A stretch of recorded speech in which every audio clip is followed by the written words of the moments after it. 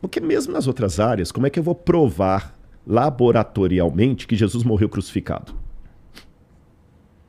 Eu vou usar outros métodos, mas eu gostaria que a academia desse espaço também para o design inteligente, sem pejorar, sem falar que é pseudociência, que é não sei o que e tudo mais e tal. Por quê? Porque aquele negócio, se um professor em sala de aula, repito, não estou puxando saco não, mas o Sérgio explica muito bem, eu gostei da didática dele. Mas se ele chegar na sala de aula e só ensinar para os alunos o modelo do Big Bang e não falar nada do buraco negro, com todo respeito, você é um péssimo professor. Porque você não expôs os alunos aos demais modelos que você sabe que existem, que há argumentações, e o aluno saiu da sala. Não, mas o professor Sérgio falou que é o Big Bang. Não, mas tem o buraco negro. Isso é pseudociência. Por quê? Não, porque o professor Sérgio falou em sala que só tem o Big Bang. A universidade deve ser um lugar para pluralidade de ideias. Eu, quando eu ensino em sala de aula, eu ponho os meus alunos para ler Nietzsche. E eu coloco o que eu concordo de Nietzsche e o que eu discordo. E deixo para o aluno tomar decisão. Em sala de aula, os alunos não estudam só Bíblia, os que são meus alunos. Alguns deles podem botar aí. Eu ponho para ler Nietzsche, Sartre. Eu me posiciono diante de Nietzsche e diante de Sartre. Você está entendendo? Mas eu não fecho só em Bíblia. Agora, se eu tenho essa pluralidade, as escolas adventistas ensinam o modelo criacionista, design inteligente e evolucionista. Tanto é que ela aprova para o vestibular. E o aluno não vai para o vestibular respondendo Bíblia. Verdade. Só isso que eu queria. Que na academia, o pessoal do design inteligente, que são acadêmicos com mestrado e doutorado, fossem respeitados e ouvidos. Pronto. Assim como se tivesse um cara defendendo o modelo do buraco negro aqui, o Sérgio. Pô, beleza, faz sentido, mas eu não concordo. Só isso. Uhum. E do lado dos crentes, para não ficar parecendo que a gente está jogando pedra só do outro lado, que também não houvesse aquela queima na fogueira.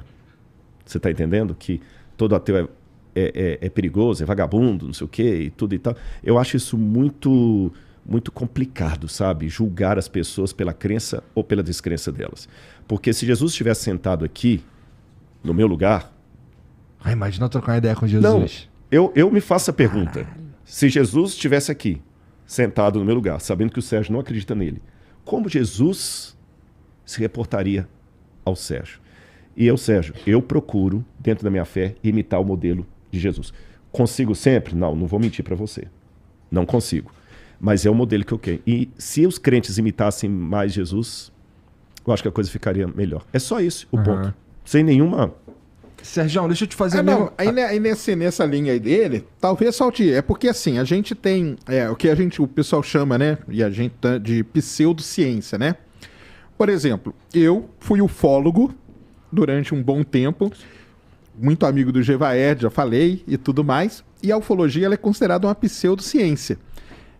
Pseudociência no sentido do quê? De que ela não passa, que igual o Rodrigo falou, pelo método científico, entendeu? Porque pra gente, a ciência ela é um conjunto de conhecimentos, mas ela é guiada pelo método científico. Ela começa com uma pergunta, aí você bola as hipóteses, aí você faz um experimento, aí aquele experimento pode ou não comprovar as hipóteses, aí você tem que criar outras hipóteses e tudo mais. E tem o lance também de ser repetido. Por isso que hoje, nos artigos científicos, o pessoal coloca os dados lá. Uhum. Os dados têm que estar lá. Se você não colocar os seus dados no artigo, seu artigo nem é lido. Por quê? Porque eles vão pegar aqueles dados, vão dar para 5, 6 pessoas diferentes espalhadas pelo mundo para tentar reproduzir aquilo que você fez. Uhum. Se tem reprodutividade, aí você está ali dentro daquele escopo. O design inteligente ele entra nesse lance aí dele não se encaixar no método científico e por isso ele entra como pseudociência e tudo mais. Concordo com você dos dois lados, né? Tem esse lance de atacam muito as pessoas, tem um ataque muito pessoal e não nas ideias. Isso aí acaba com qualquer discussão, entendeu? Isso aí eu concordo plenamente, torna cara. o diálogo inviável. Inviável, cara, inviável, entendeu? Então, assim...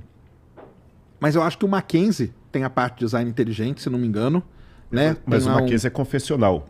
As escolas adventistas também têm. Tem, né? Então, eu queria isso dentro da USP, da Unicamp. Sim. Olha, eu falei aquele dia aqui, eu fui proibido de falar no Point of Science porque sou religioso. Mas os caras tinham lá um negócio de destilação da cachaça.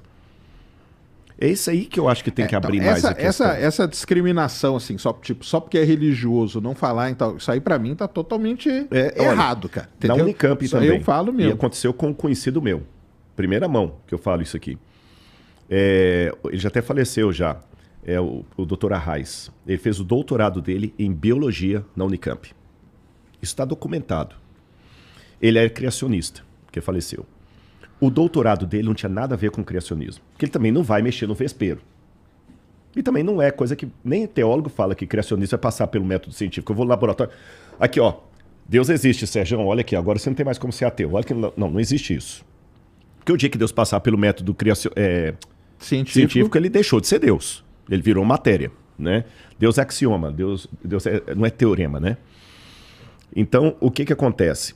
Ele teve um grupo de alunos da biologia que fizeram um piquete no dia da defesa lá, que tiveram que chamar a segurança interna e até a polícia e transferir a defesa dele para um outro prédio anônimo, porque eles não queriam que ele defendesse a tese de doutorado dele. Qual a razão? Porque ele escreveu na época para a Casa Publicadora Brasileira livros de ciência que são usados na escola adventista, onde ele apresenta o modelo criacionista e o modelo evolucionista. Qualquer coisa que você aprende de Darwin fora estava ali. Ele com a professora Nair Eblin, que não é parente do Eblin, não. E só por isso o pessoal foi, não podemos deixar. Gente, desculpa, isso é caça às bruxas.